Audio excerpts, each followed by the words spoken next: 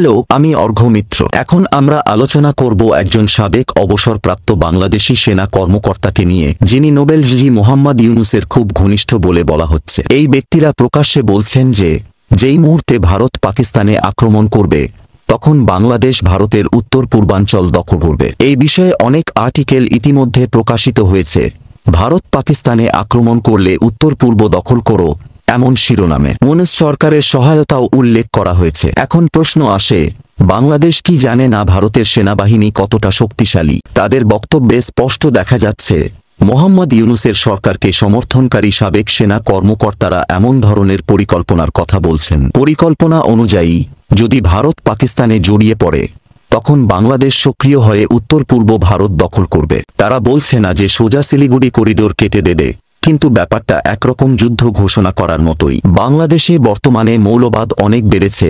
জামাতুল মুজাহিদিন, বাংলাদেশ জামাতে ইসলামী, Khelafat Majlis, national citizen party, নাসক ও answer আল ইসলামের মতো দল জনপ্রিয় হয়ে উঠেছে। পাকিস্তানের একটা বড় অংশ বলে যে বিরোধপূর্ণ এলাকা তারা নিয়ে নেবে। কিন্তু প্রশ্ন হল, উত্তর পূর্ব ভারত কি বাংলাদেশ ও ভারতের মধ্যে বিরোধপূর্ণ? না, কোনো বিরোধ নেই। আন্তর্জাতিক সীমান্ত নির্ধারিত। উত্তর পূর্ব ভারত ভারতের অংশ, এটা আন্তর্জাতিকভাবে স্বীকৃত।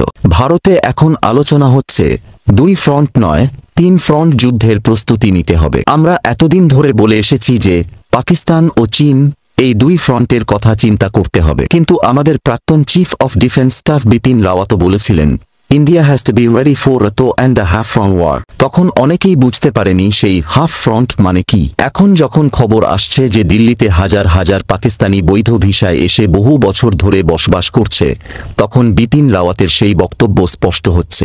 মহারাষ্ট্র সহ গোটা ভারতে বহু পাকিস্তানি নাগরিক বসবাস করছে। তাই এখন বলতে হচ্ছে 2 ফ্রন্ট নয় 3 ফ্রন্ট যুদ্ধের জন্য প্রস্তুতি নিতে হবে পাকিস্তান, চীন এবং বাংলাদেশ।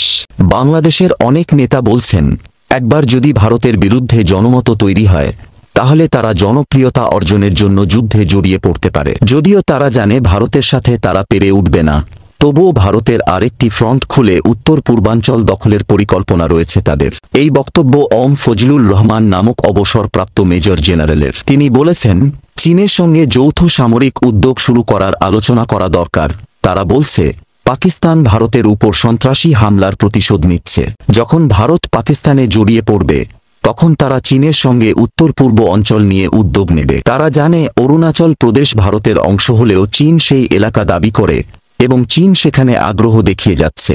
এই ধরনের পরিকল্পনাকে ইংরেজিতে বলে নেফেরিয়াস, অর্থাৎ দুর্বৃত্তমূলক। বাংলাদেশের এমন নেতারা যদি এই ধরনের কথা বলেন তাহলে প্রশ্ন উঠে, ভারতের কোন নেতা কখনো বলেছে বাংলাদেশ দখল করবে? ভারতে তো কেউ এই ধরনের কথা চিন্তাও করে না। পাকিস্তান অধিকৃত কাশ্মীর ও আকসাই চীন ভারতের অংশ হলেও ভারত কখনো দখলের কথা বলেনি। বাংলাদেশের অর্থনৈতিক সংকট আজ গভীর। শেখ হাসিনার আমলে যে জিডিপি গ্রোথ ছিল, মোহাম্মদ ইউনূসের সরকারে এসে তা নষ্ট হয়ে গেছে। বিনিয়োগকারীরা দেশ ছেড়ে চলে গেছে। ভারতের সঙ্গে বাণিজ্য কমেছে। এখন আবার ডোনাল্ড ট্রাম্প মার্কিন প্রেসিডেন্ট হয়ে ফিরেছেন এবং বাংলাদেশে উচ্চ ট্যারিফ বসিয়ে দিচ্ছেন। বাংলাদেশ এখন আর আগের মতো আমেরিকায় রপ্তানি করতে পারছে না। ট্রাম্প বলছেন মেড ইন ইউএসএ। তারা জানে ভারতের মতো তারা ট্রেড ডিল করতে পারবে না। বাংলাদেশ এখন 3% হারে বৃদ্ধি পাচ্ছে, যা গত 36 বছরে সবচেয়ে কম। একসময় যারা ভারতের সাথে প্রতিযোগিতার স্বপ্ন দেখত তারা এখন হোঁচট খাচ্ছে। আপনি যদি ভাবেন এই কথাগুলো ইউনূস ঘনিষ্ঠ লোকেরা বলছে,